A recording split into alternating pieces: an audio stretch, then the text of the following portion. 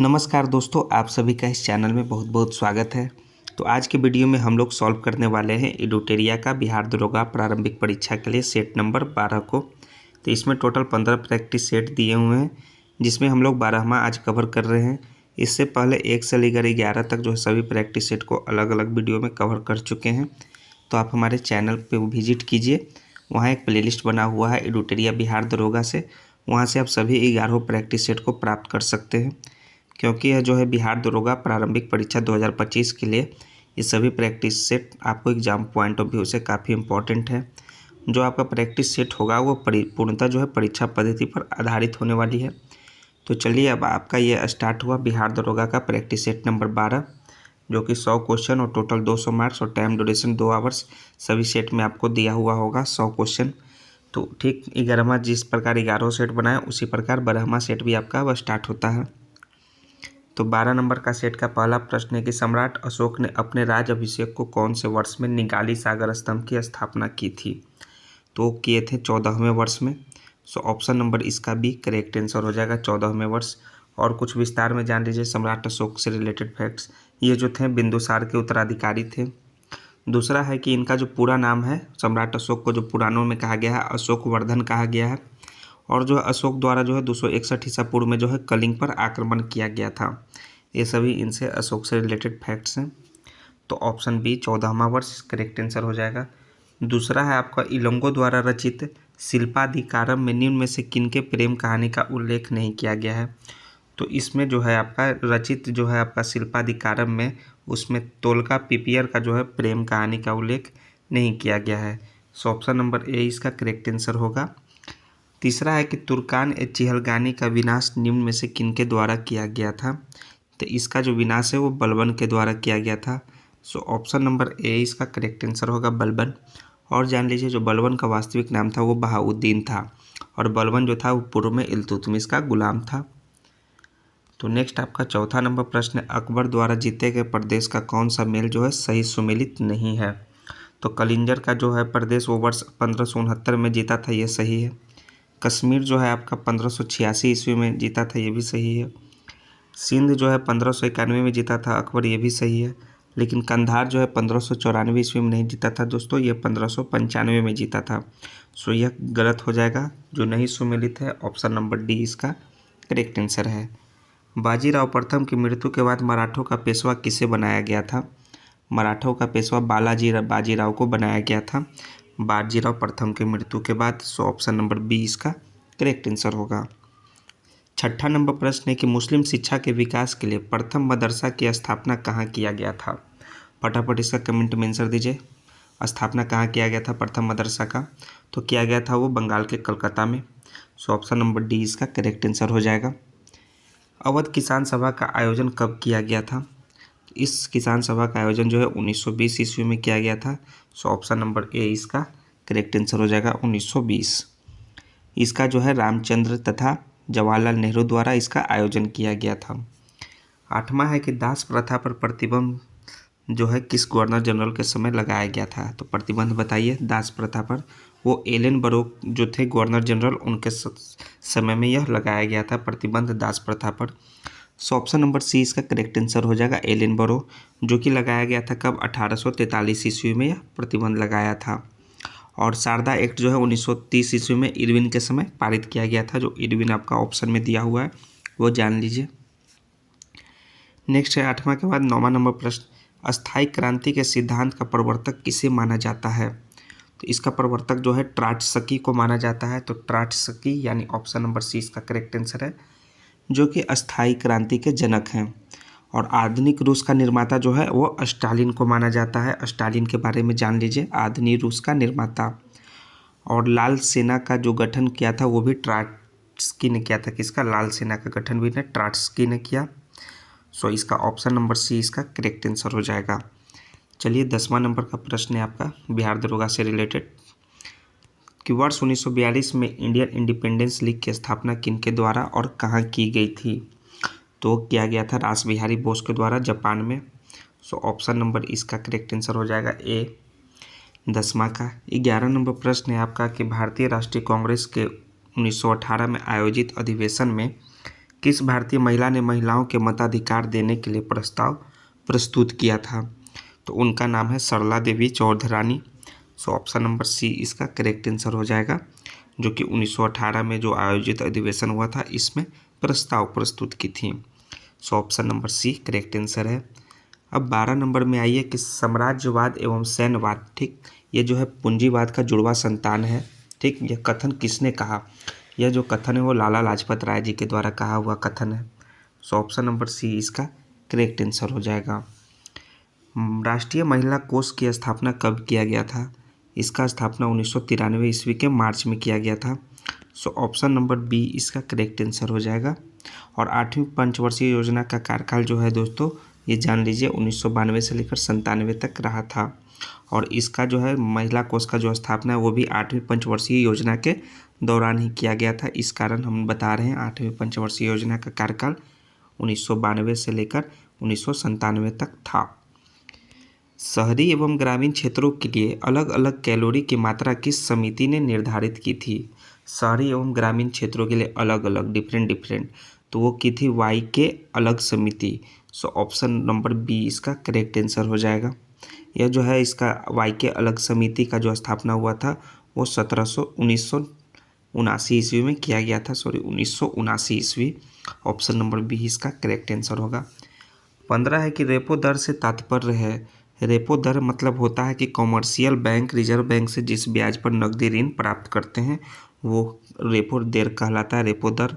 सो option number C इसका correct answer हो जाएगा। और जान लीजिए रिवर्स रेपो दर जो होता है अल्पकालीन अवधि के लिए जो है आरबीआई द्वारा कमर्शियल बैंकों से जिस ब्याज दर पर नकदी प्राप्त करती है वो होता है रिवर्स रेपो दर। सो ऑप्शन सी इसका करेक्ट आंसर है 15 का। भारतीय बीमा विनियामक और विकास प्राधिकरण, जिसका शॉर्ट फॉर्म में IRDA कहते हैं, उसका मुख्यालय कहाँ स्थित है? तो इसका मुख्यालय जो है हैदराबाद में स्थित है। सो ऑप्शन नंबर इसका करेक्ट आंसर डी हो जाएगा। और रिजर्व बैंक जो है आरबीआई हम लोग सभी जानते हैं, उसका मुख्यालय कहाँ है दोस्तों? उसका मुंबई में है। आरबीआई का मुख्यालय मुंबई में है। और लखनऊ में जो है भारतीय लघु उद्योग विकास बैंक का मुख्यालय है। सो ऑप्शन नंबर डी इसका करेक्ट आंसर है। IRDA का मुख्यालय हैदराबाद में है। एथिलीन को किस वर्ष हार्मोन के रूप में प्रमाणित किया गया था? तो ये थोड़ा सा आपका धुंधला यह प्रश्न है, लेकिन फिर भी चलिए पढ़ लीजिए अच्छा से कि एथिलीन को किस वर्ष हार्मोन के रूप में प्रमाणित किया गया। तो ये प्रमाणित किया 1962 में। और एथिलीन जो है एकमात्र ऐसा हार्मोन है जो गैसीय रूप में पाया जाता है। ठीक, गैसीय रूप में पाया जाता है। और इसका प्रयोग जो है फलों के पकानों में किया जाता है। फलों को जो पकाना है उसमें किया जाता है एथिलीन का प्रयोग। सो ऑप्शन नंबर इसका 1962 भी करेक्ट आंसर हो जाएगा। कोढ़ बीमारी निम्न में से शरीर के किस अंग को प्रभावित करती है? तो कोढ़ जो है वो तंत्रिका तंत्र को जो है प्रभावित करती है कोढ़ बीमारी। सो ऑप्शन नंबर इसका एक करेक्ट आंसर हो जाएगा। और जान लीजिए दोस्तों जो फेफड़ा जो है वो क्षय रोग जो है फेफड़ा को प्रभावित करती है। और जान लीजिए जो आंत है वो आंत को जो है पेचिश प्रभावित करती है। ये सभी जो है कुछ रोग के नाम है, बीमारी के नाम है जो इन अंगों को प्रभावित करती है। तो तंत्रिका तंत्र 18 का एक करेक्ट आंसर होगा। इसको जो है कोढ़ बीमारी प्रभावित करती है। काकापारा परमाणु विद्युत गृह की क्षमता कितनी मेगावाट है? तो इसका जो क्षमता है वो 220 मेगावाट है। सो ऑप्शन नंबर इसका करेक्ट आंसर हो जाएगा बी। और यह जो है इसका स्थापना 1993 ईस्वी में किया गया था, काकापारा का स्थापना। और यह सूरत में किया गया था। कहाँ? सूरत में। सो ऑप्शन नंबर बी 220 इसका करेक्ट आंसर है मेगावाट। 20 है बोगी तथा कैडी शब्दावली किस खेल से संबंधित है? तो ये दोनों जो शब्दावली है जी यह दोस्तों गोल्फ से संबंधित है। और गोल्फ से संबंधित कुछ और शब्दावली हैं बोगी और कैडी के अलावा ड्रॉप है, बर्डी है, पोस्ट है, ईगल है। ये सभी गोल्फ ही से रिलेटेड शब्दावली हैं। 21 नंबर है कि अवामी पार्टी लीग का संबंध किस देश के राजनीतिक दल से है? अवामी पार्टी का संबंध बांग्लादेश से है। सो ऑप्शन नंबर डी इसका करेक्ट आंसर हो जाएगा। प्रतिवर्ष विश्व आयकर दिवस मनाया जाता है। तो प्रतिवर्ष विश्व आयकर दिवस दोस्तों 24 जुलाई को मनाया जाता है। सो ऑप्शन नंबर बी इसका करेक्ट आंसर हो जाएगा। नेक्स्ट है आपका ऑक्सफोर्ड की ग्लोबल सिटीज इंडेक्स 2024 में विश्व का सर्वोत्तम शहर कौन रहा है? ऑक्सफोर्ड का जो है ग्लोबल सिटीज इंडेक्स, वो सर्वोत्तम शहर का नाम है न्यूयॉर्क। सो ऑप्शन नंबर इसका बी करेक्ट आंसर हो जाएगा। और जो है दिल्ली इस सूची में जो है 350वें स्थान पर है, ठीक है, कैवें 350वें स्थान पर जो है भारत का सबसे अच्छा शहर है। और बेंगलुरु और मुंबई जो है क्रमशः बेंगलोर कौन सा स्थान पे, वो 411, और आपका मुंबई जो है 427 स्थान पे है। तो इस प्रकार जो है 350वें स्थान के साथ दिल्ली जो है भारत का सबसे अच्छा शहर है। और इस सूची में जो है इस इंडेक्स में टोटल 1000 शहरों को लिया गया था, जिसमें न्यूयॉर्क आपका जो है विश्व का सर्वोत्तम शहर हो गया। ऑप्शन बी इसका करेक्ट आंसर है। 24 है कि संयुक्त राष्ट्र जलवायु परिवर्तन सम्मेलन 2024, इसे सॉफ्ट में हम लोग COP29 कहते हैं, का आयोजन कहाँ किया गया था। तो COP29 का जो आयोजन जो है बाकू के अजरबैजान में किया गया। सो ऑप्शन नंबर डी इसका अजरबैजान इसका करेक्ट आंसर हो जाएगा। कॉप का फुल फॉर्म होता है कॉन्फ्रेंस ऑफ पार्टीज। नेक्स्ट है आपका 25वां नंबर की तर्कस सैन्य अभ्यास का 7वां संस्करण भारत और किस देश के बीच आयोजित किया गया था। तो तर्कस जो है भारत और अमेरिका के बीच आयोजित किया गया था। सो ऑप्शन नंबर ए इसका करेक्ट आंसर हो जाएगा। और जो है यह 7वां संस्करण जो है कोलकाता में आयोजित हुआ था। कहाँ? कोलकाता में। और इन दोनों देशों के बीच जो है थल सेना ने भाग लिया। 26 नंबर है कि विश्व प्रेस स्वतंत्रता दिवस किस तिथि को मनाया जाता है। तो यह जो है 3 मई को मनाया जाता है। सो ऑप्शन नंबर इसका बी करेक्ट आंसर हो जाएगा। और विश्व प्रेस स्वतंत्रता सूचकांक 2024 में जो है भारत का रैंक है वो है 159वां रैंक है। ये याद रखिएगा, ये भी इससे रिलेटेड कुछ अच्छा सा पॉइंट है कि पॉइंट है। केंद्रीय बजट 2024-25 में आंध्र प्रदेश पुनर्गठन अधिनियम के तहत आंध्र प्रदेश को कितने करोड़ रुपए का आवंटन किया गया है। तो टोटल जो है इसमें आंध्र प्रदेश को 15,000 करोड़ रुपए का आवंटन किया गया है। सो ऑप्शन नंबर ए इसका करेक्ट आंसर हो जाएगा। नेक्स्ट है आपका 27 के बाद 28 नंबर प्रश्न। भारतीय स्टेट बैंक RBI का अध्यक्ष हाल ही में किसे नियुक्त किया गया है। तो ये क्वेश्चन धुंधला है, कोई बात नहीं, आपको बता देते हैं। RBI का जो नए अध्यक्ष चुने गए हैं वो हैं चल्ला श्रीनिवासुलु शेट्टी।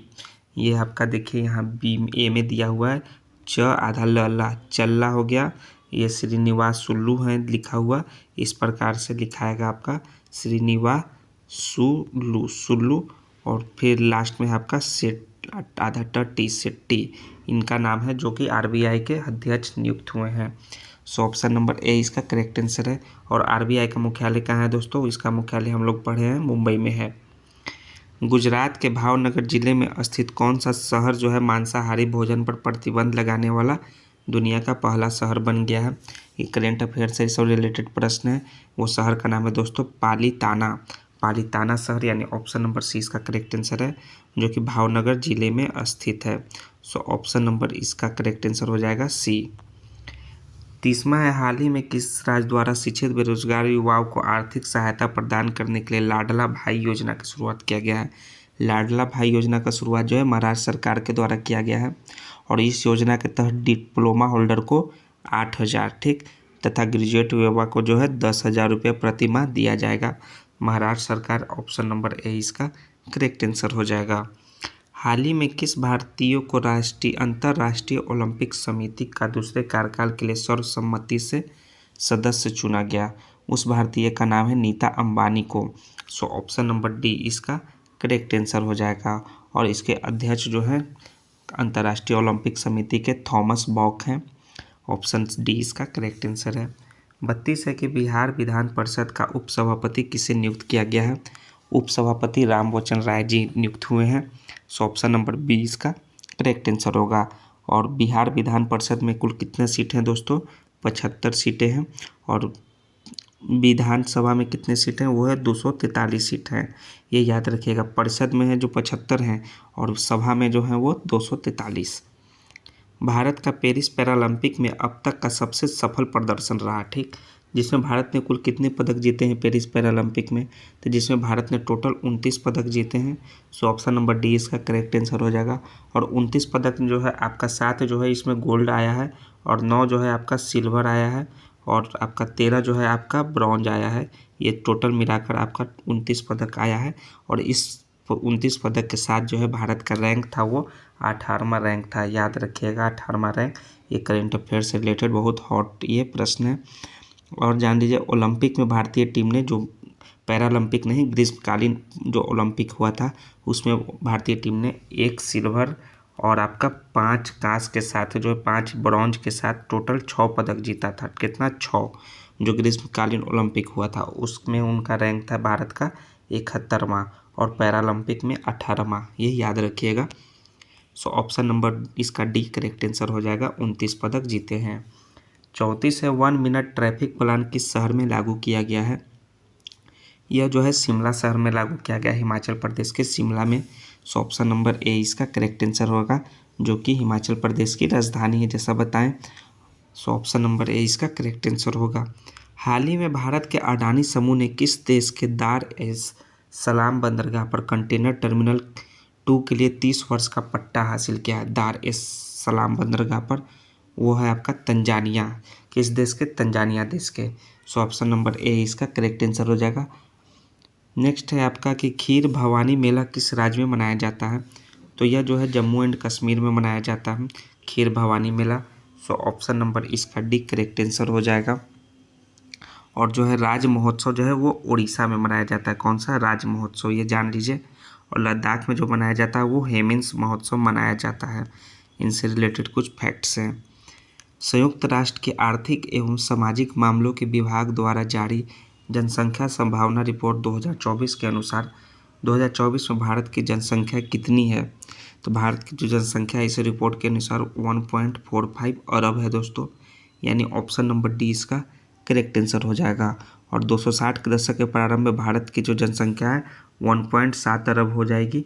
उसके बाद जो है 12% की कमी आएगी।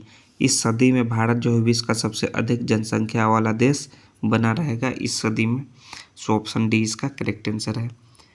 संपूर्णता अभियान की शुरुआत किसके द्वारा की गई थी? तो इस अभियान की शुरुआत किया गया था नीति आयोग के द्वारा।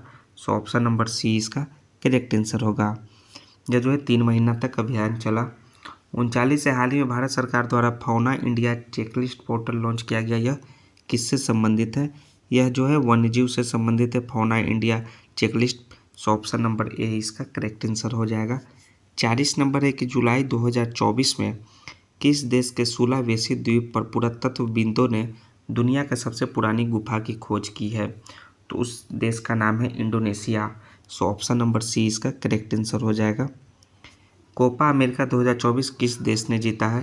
तो ये खिताब जो है अर्जेंटीना ने जीता है। सो ऑप्शन नंबर सी इसका करेक्ट आंसर हो जाएगा। और अर्जेंटीना ने फाइनल में जो है किसको हराया था? वो कोलंबिया को फाइनल में हराया था।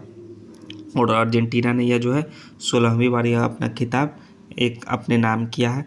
और जो है कोपा कप किससे संबंधित है?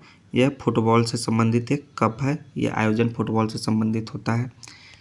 तो ऑप्शन नंबर सी इसका 41 का करेक्ट आंसर हो जाएगा। 42 है कि विश्व शिक्षा सम्मेलन 2024 का आयोजन कहाँ किया गया? तो इसका आयोजन किया गया दोस्तों दुबई में। सो ऑप्शन नंबर डी इसका करेक्ट आंसर हो जाएगा। और दुबई जो है संयुक्त अरब अमीरात की राजधानी है, यूएई की।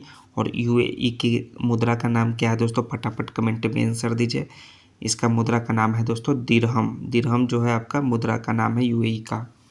43 जो है इंग्लिश ग्रामर से रिलेटेड प्रश्न आ गया।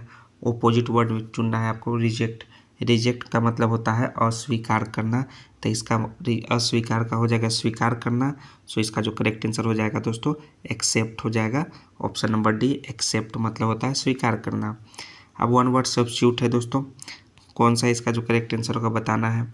44 नंबर प्रश्न में a person who believes in total abolition of war, तो इसका वन वर्ड सब्स्टिट्यूशन में हो जाएगा आपका पेसिफिस्ट हो जाएगा। पेसिफिस्ट मतलब इसका correct answer option number A है। सॉरी ऑप्शन नंबर सी इसका करेक्ट आंसर है। पेसिफिस्ट ऑप्शन सी में दिया हुआ है। फेसिफिस्ट मतलब तानाशाही होता है, सोशलिस्ट मतलब होता है समाजवादी, और कम्युनिस्ट मतलब होता है साम्यवादी। वेरी शब्द का एंटोनिम क्या होगा? इसका उल्टा शब्द क्या होगा? तो इसका जो उल्टा शब्द होगा तो 45 का वो होगा आपका जौली होगा। सो ऑप्शन नंबर सी इसका करेक्ट आंसर है। टायर्ड मतलब थका होता है, हेस्ट मतलब जल्दबाजी होता है, और बेस्ट मतलब बेकार होता है। इसका Hindi meaning history was taught by her change into active voice, change कीजिए एक्टिव वॉइस में। तो इसका हो जाएगा she taught history. So option number इसका करेक्ट आंसर ए है, सीट आउट हिस्ट्री। अब 47 नंबर है कि आंखों देखा गदर रचना का विद्या क्या है। तो हिंदी व्याकरण से संबंधित यह प्रश्नांक है। तो आंखों देखा गदर संस्मरण विद्या की रचना है दोस्तों। सो ऑप्शन नंबर बी इसका करेक्ट आंसर है, संस्मरण। यह जो है मराठी भाषा में लिखित एक माजा प्रभास का हिंदी अनुवाद है। तुम्हारा विश्वास मैं नहीं करूँगा तो कौन करेगा। इस वाक्य में सर्वनाम पद की कुल संख्या कितनी है। इस वाक्य में जो है 3 है, कितने 3 है। सो ऑप्शन नंबर इसका सी करेक्ट आंसर हो जाएगा। मैं, तू, आप, यह, वह, जो, सो, कौन, क्या, कोई, कुछ जो है सर्वनाम की कुल संख्या 11 होती है, उसमें ये सभी आते हैं। इसमें जो है 3 जो है सर्वनाम पदों की उल्लेख किया गया है और सर्वनाम के जो भेद है वो 6 भेद हैं। 48 के बाद 49 नंबर प्रश्न है आपका, निम्न में से किस समूह के सभी शब्द जो है कलम के पर्यायवाची हैं। तो कलम के पर्यायवाची जो है वो आपका सरोज है, इसमें पंकज है और अरविंद है। सो ऑप्शन सी इसका करेक्ट आंसर होगा 49 का। 50 है कि निम्नलिखित में से किसमें अकर्मक क्रिया का प्रयोग हुआ है।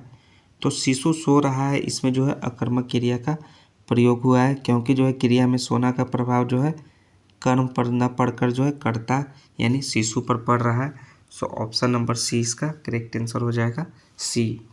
51 है कि पृथ्वी के चुंबकीय क्षेत्र के लिए निम्नलिखित में से क्या जिम्मेदार है। तो चुंबकीय क्षेत्र के लिए जो बाह्य कोर जिम्मेदार है, यानी ऑप्शन नंबर बी इसका करेक्ट आंसर हो जाएगा। निम्नलिखित में से कौन सा जो है धारा जो है गर्म जल धारा है। तो गर्म धारा का नाम है गल्फ स्ट्रीम, जो कि गर्म धारा है। सो ऑप्शन नंबर डी इसका करेक्ट आंसर हो जाएगा। और ठंडी जल धारा का नाम क्या है दोस्तों, वो है लेब्राडोर, जो है एक ठंडी धारा का नाम है। ये भी ठंडी धारा का नाम है, ये सभी जो है ठंडी धारा का नाम है। और ये जो है आपका गर्म धारा है। So Gulf Stream option D correct answer होगा। भारत चीन सीमा को कितने सेक्टर में बांटा गया है। भारत चीन सीमा को जो है 3 सेक्टर में बांटा गया है। सो ऑप्शन नंबर बी इसका करेक्ट आंसर हो जाएगा। और जो है एलएसी को 3 सेक्टर में बांटा गया, किसको, line of actual control, LAC जो होता है उसको 3 सेक्टर में बांटा है। एक है कि पश्चिमी क्षेत्र लद्दाख और चीन के कब्जे वाली अक्साई चीन के पार। दूसरा है मध्य क्षेत्र हिमाचल प्रदेश और उत्तराखंड राज्य में। तीसरा है आपका पूर्वी क्षेत्र सिक्किम और अरुणाचल प्रदेश राज्य में। ये तीनों आपके सेक्टर हो गए। ऑप्शन बी इसका करेक्ट आंसर है। मुंबई से गोवा के बीच भारत के पश्चिमी तट के विस्तार को किस नाम से जाना जाता है। इसे जो है कोंकण तट के नाम से जाना जाता है, जो विस्तार है भारत के मुंबई और गोवा के बीच पश्चिमी तट को। ऑप्शन बी इसका राइट आंसर होगा। और दक्षिण भाग जो है मालाबार तट कहा जाता है और मध्य भाग का जो है कन्नड़ मैदान कहा जाता है। कन्नड़ मैदान आपके दक्षिण भाग हो गए और आपका मालाबार तट हो गया, मालाबार तट हो गया वो आपका दक्षिण भाग, और जो आपका कन्नड़ हो गया वो आपका मध्य भाग को कहा जाता है। भारत की कौन सी झील जो है विवर्तनिक गतिविधि का परिणाम है। विवर्तनिक गतिविधि का परिणाम है वो है बुलर झील। ऑप्शन नंबर ए इसका करेक्ट आंसर हो जाएगा। बुलर झील जो है एशिया के सबसे बड़े मीठी पानी के झीलों में से एक है। यह जो है झेलम नदी द्वारा पोषित है। सो ऑप्शन ए इसका करेक्ट आंसर होगा। 56 है कि भारत में पवन ऊर्जा फॉर्म का विशालतम पेटी किस राज्य में स्थित है। तो यह दोस्तों तमिलनाडु राज्य में स्थित है। सो ऑप्शन नंबर डी इसका करेक्ट आंसर होगा। 57 है कि उच्च उपज वाली किस्म के पौधों का बीज का संबंध निम्नलिखित में से किस देश से है, जिनका उपयोगिता हरित क्रांति की नीतियों के तहत भारत में पेश किया गया था। तो यह जो है आपका मैक्सिको का, मैक्सिको से संबंध है। सो ऑप्शन नंबर ए इसका करेक्ट आंसर होगा। सूची 1 को सूची 2 से मिलाइए, स्थानांतरित कृषि का नाम है और एक तरफ संबंधित राज्य हैं। तो झूमिंग कृषि जो है आता है उत्तर पूर्वी क्षेत्रों में होता है। सो आर हो जाएगा। दहिया जो है आपका मध्य प्रदेश में होता है, फिर पी हो जाएगा। पेंडा जो है आपका आंध्र प्रदेश में होता है, सो क्यू हो जाएगा। और कुमारी जो है पश्चिमी घाट यानी कि 4 का एस हो जाएगा, R P Q S. So option number A में देखिए आर पी क्यू एस दिया हुआ है, ऑप्शन ए इसका करेक्ट आंसर होगा। नेक्स्ट है आपका कि प्रसिद्ध नेलापट्टू पक्षी अभयारण्य निम्नलिखित में से किस राज्य में स्थित है। तो यह आंध्र प्रदेश में स्थित है नेलापट्टू पक्षी अभयारण्य। सो ऑप्शन नंबर बी इसका करेक्ट आंसर हो जाएगा। यूजीन ओडम निम्नलिखित में से किसके लिए प्रसिद्ध है। तो यूजीन ओडम जो है पारिस्थितिकों में योगदान के लिए प्रसिद्ध है, पारिस्थितिकों में योगदान Eugene Odum. So option number A इसका राइट आंसर होगा। संविधान सभा के कुल सदस्य सदस्यता जो है 389 थी, जिसमें कितने रियासतों के प्रतिनिधि थे? तो इसमें जो है टोटल 93 रियासतों के प्रतिनिधि थे तथा 4 दिल्ली, अजमेर, कुर्ग और ब्रिटिश बलूचिस्तान के मुक्त आयुक्त प्रांतों से थे। सो ऑप्शन नंबर इसका भी राइट आंसर होगा। 62 है कि भारतीय संविधान के किस अनुच्छेद में उल्लेखित है कि भारत के राज्य क्षेत्र के सभी प्राधिकारी दीवानी, सिविल और न्यायिक यानी जुडिशियल उच्चतम न्यायालय की सहायता से में कार्य करेंगे? तो यह अनुच्छेद 144 में उल्लेख है सभी चीज़। सो ऑप्शन नंबर इसका डी करेक्ट आंसर हो जाएगा, जिसमें आपका 144 नंबर दिया हुआ है ऑप्शन में। निम्नलिखित में से किस वर्ष जो है 44वें संविधान संशोधन द्वारा संपत्ति के अधिकार को मूल अधिकार के सूची से हटा दिया गया है? तो यह हटा दिया गया दोस्तों 1978 में 44वें संविधान संशोधन हुआ था। सो ऑप्शन नंबर बी इसका करेक्ट आंसर हो जाएगा। और वर्तमान में जो है संपत्ति का अधिकार जो है अनुच्छेद 301 के तहत जो है कानूनी अधिकार के रूप में सूचीबद्ध है। निम्नलिखित में से कौन सा भारतीय संविधान में एक मौलिक कर्तव्य नहीं है? तो वो जो है आपका स्मारकों की रक्षा करना जो है मौलिक अधिकार में नहीं है, मौलिक कर्तव्य में। सो ऑप्शन नंबर सी इसका करेक्ट आंसर होगा। देश के नागरिकों को मौलिक कर्तव्य सिखाने के सुझाव को क्रियान्वित करने वाली समिति को किस नाम से जाना जाता है? तो उसे जाना जाता है दोस्तों JS वर्मा समिति को, यानी ऑप्शन नंबर इसका डी करेक्ट आंसर हो जाएगा। संविधान द्वारा निम्नलिखित में से किनके द्वारा लोकसभा और विधानसभा में सीटों आरक्षण का प्रावधान किया गया है? तो किया गया अनुसूचित जनजातियों के लिए संविधान द्वारा, यानी ऑप्शन नंबर ए इसका करेक्ट आंसर हो जाएगा। सीट का आरक्षण अनुसूचित जनजातियों के लिए प्रावधान किया गया है। भारतीय संविधान के अनुसार निम्नलिखित में से कौन जो है लोकसभा अध्यक्ष के रूप में प्रोटेम स्पीकर नियुक्त करता है? तो जो है प्रेसिडेंट यानी राष्ट्रपति नियुक्त करते हैं प्रोटेम स्पीकर लोकसभा अध्यक्ष के रूप में। सो ऑप्शन नंबर बी इसका करेक्ट आंसर होगा। 68 नंबर प्रश्न है कि एक भारतीय राज्य का राज्यपाल अपने कार्यालय में प्रवेश करे अपना पदभार ग्रहण करने से पहले निम्नलिखित में से किसके समक्ष शपथ या प्रतिज्ञान लेगा? तो वो लेगा दोस्तों संबंधित राज्य के उच्च न्यायालय के मुख्य न्यायाधीश के समक्ष शपथ या प्रतिज्ञान लेगा कि एक भारतीय राज्य का राज्यपाल, यानी ऑप्शन डी इसका करेक्ट आंसर हो जाएगा। और अनुच्छेद जो है 155 में जो है किसी राज्य के राज्यपाल की नियुक्ति जो है राष्ट्रपति द्वारा की जाती है, यह उल्लेखित है। निम्नलिखित में से कौन केंद्र में सार्वजनिक कर्मियों की भर्ती और सेवा के शर्तों से संबंधित विवादों में भाग लेने के लिए जिम्मेदार है?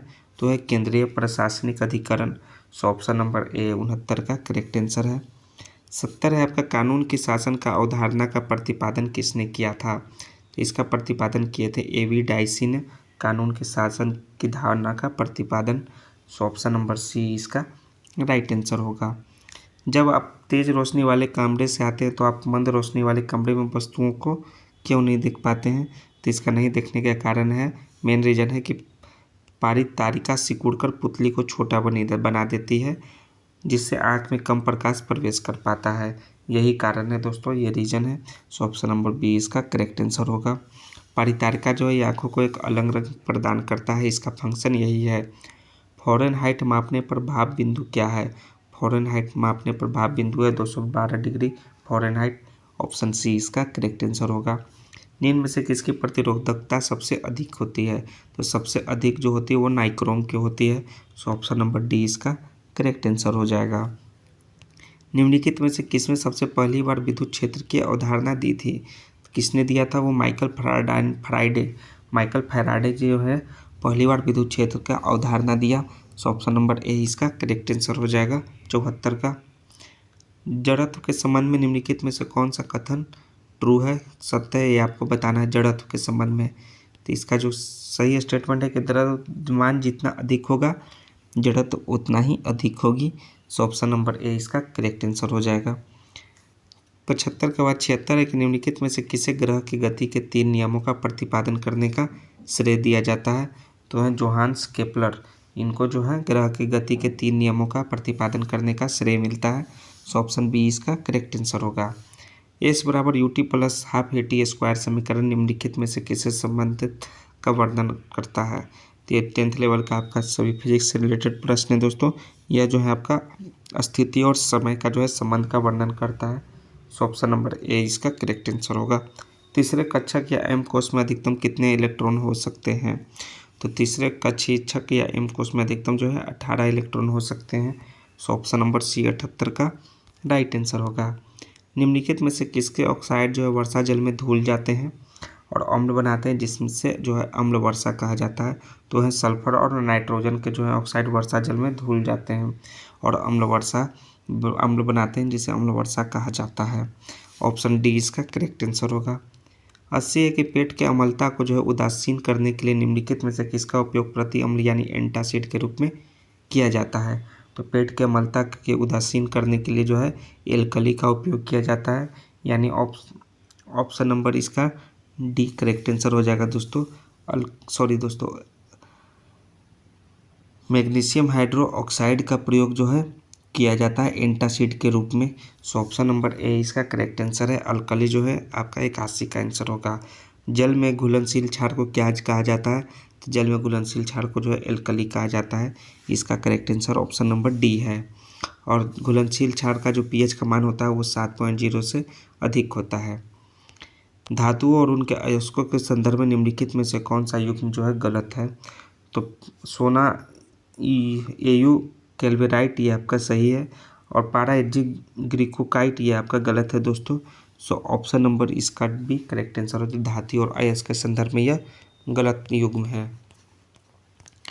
नेक्स्ट है आपका 82 के बाद 83 नंबर के लैक्टोन निम्नलिखित में से किसके हाइड्रोजनीकरण द्वारा प्राप्त होता है?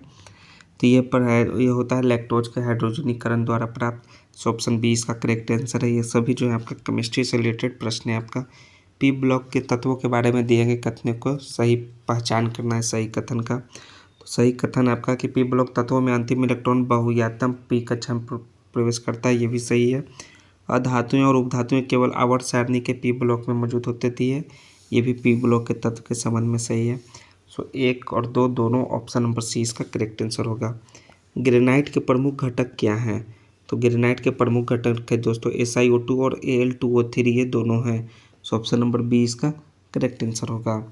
86 एक निम्नलिखित में से कौन सा प्रकाश संश्लेषण में जो है सक्षम जलीय जीवों का एक विविध समूह है? तो उसका नाम है शैवाल। शैवाल जो है प्रकाश संश्लेषण में सक्षम जलीय जीवों का एक विविध समूह है। ऑप्शन सी इसका राइट आंसर है। हमारा मस्तिष्क मुख्य रूप से जो है निम्नलिखित में से किस भोजन पर निर्भर करता है? तो हमारा जो माइंड है जो केवल ग्लूकोज पर जो है निर्भर करता है मुख्य रूप से। सो ऑप्शन नंबर सी इसका राइट आंसर होगा 87 का। निम्नलिखित में से कौन सा अंग जो हाइड्रोक्लोरिक अम्ल का स्राव करता है जो हमारे शरीर का रोगजनक बैक्टीरिया को मारने में मदद करता है? तो उसका नाम है अमाशय। अमाशय जो है हाइड्रोक्लोरिक अम्ल का स्राव करता है जो हमारे शरीर के रोगजनक बैक्टीरिया को मारने में मदद करता है। सो ऑप्शन डी इसका राइट आंसर होगा। निम्नलिखित में से कौन सी ग्रंथि जो है कोर्टिसोल का उत्पादन करती है जिससे अक्सर मनुष्यों में स्ट्रेस हार्मोन के रूप में जाना जाता है? तो स्ट्रेस हार्मोन के रूप में फटाफट दोस्तों कमेंट में आंसर दीजिए कौन जाना जाता है? वो है अधिवीर ग्रंथि जाना जाता है। सो ऑप्शन नंबर बी इसका राइट आंसर होगा। 90 है कि वे कौन सी रक्त वाहिनियाँ हैं जो कार्बन डाइऑक्साइड यानी CO2 युक्त रक्त को वापस हृदय में ले जाती है? तो उसका नाम है शिराएँ। सो ऑप्शन नंबर इसका ये करेक्ट आंसर हो जाएगा शिराएँ।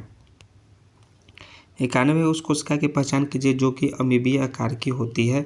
अमीबीय आकार का कोशिका श्वेत रक्त कोशिका होती है, WBC होती है। सो ऑप्शन नंबर डी इसका करेक्ट आंसर है व्हाइट ब्लड सेल।